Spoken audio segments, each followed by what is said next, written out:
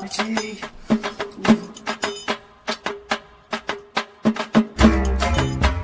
Hello. হ্যাঁ ভাই বল। তাড়াতাড়ি আয় তো ভাই।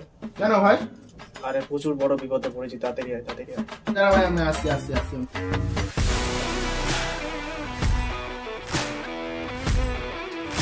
হ্যালো ভুলু, ভুলু যদি বাইরে বাইরে বাইরে।